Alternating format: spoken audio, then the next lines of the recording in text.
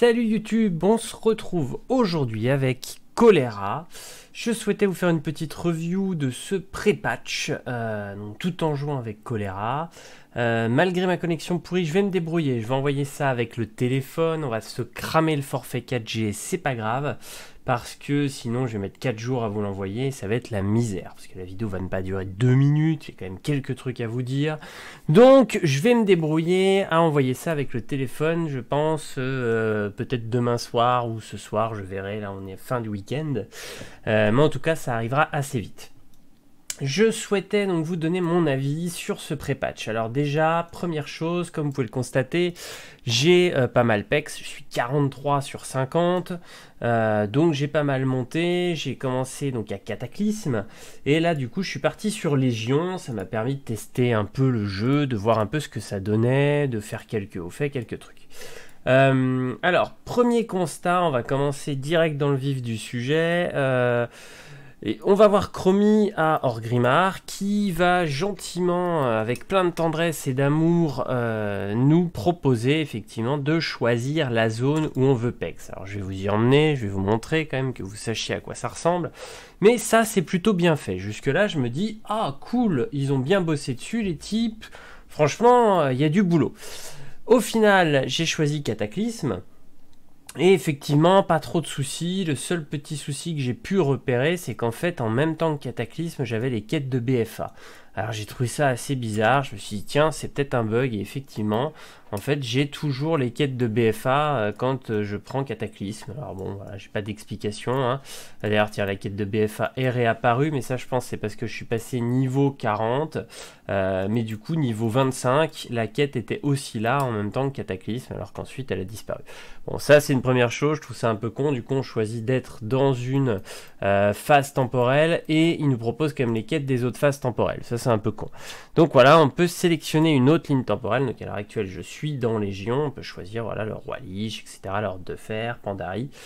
Clairement, petit aparté, si vous souhaitez pex très rapidement, prenez la Horde de Fer.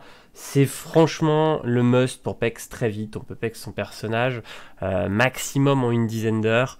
C'est assez fumé. Moi, je vous conseille de prendre ça. C'est une tuerie. Si vous pexez même très très vite et que vous connaissez très bien les quêtes, très bien les trésors, vous pouvez faire ça en 7-8 heures.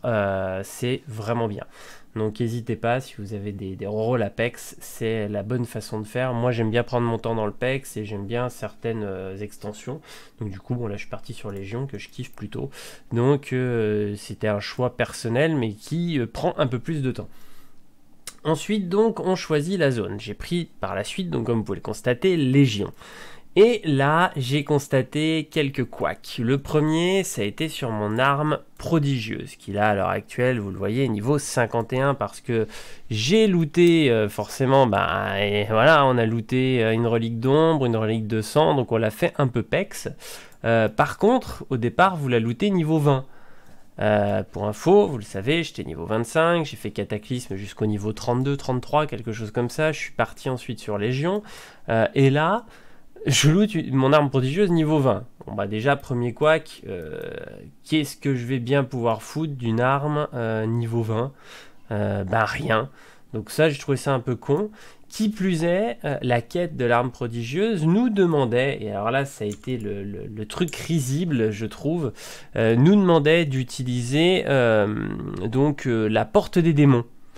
D'accord. Sauf que elle est dispo niveau 49 et que la quête pour l'arme prodigieuse nous demande d'utiliser la porte des démons, sachant que la quête pour l'arme prodigieuse elle est niveau 10 aujourd'hui, c'est-à-dire qu'on peut très bien y aller niveau 10 et faire cette quête. J'ai pas compris.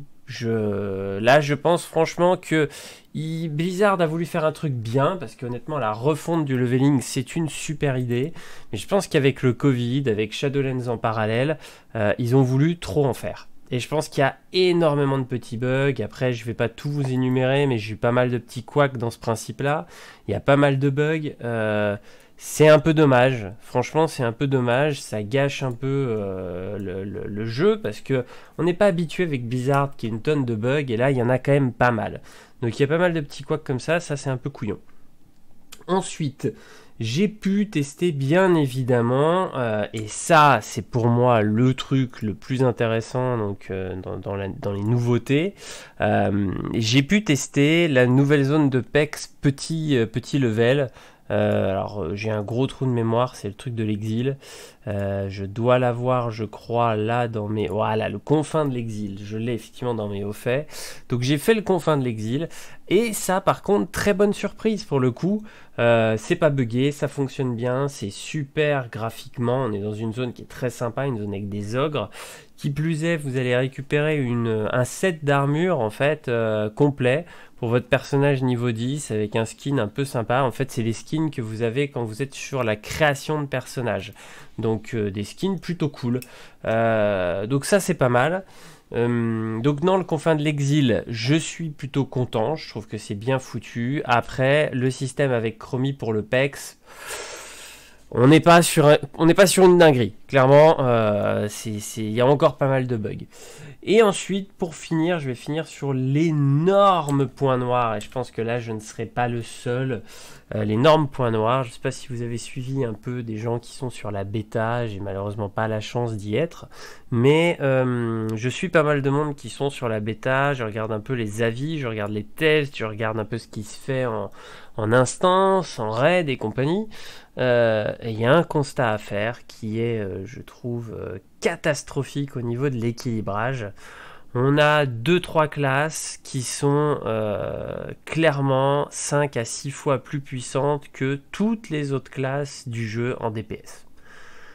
Alors ça, alors il y a toujours eu un souci d'équilibrage, on est sur WoW les gars, hein, dire c'est pas nouveau, il n'y a pas non plus, on se réveille pas d'une amnésie, hein, WoW et l'équilibrage ça a toujours été un souci parce qu'il y a beaucoup effectivement de classes avec beaucoup de spé.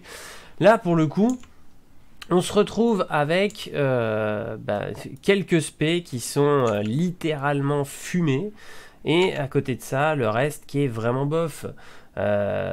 Et puis je suis sympa, hein, je vous sors pas les stats qui sortent de X ou Y site, mais si vous fouillez un peu sur Google, vous allez tomber sur des stats, vous allez vite vous rendre compte qu'il y a des trucs, c'est juste catastrophique.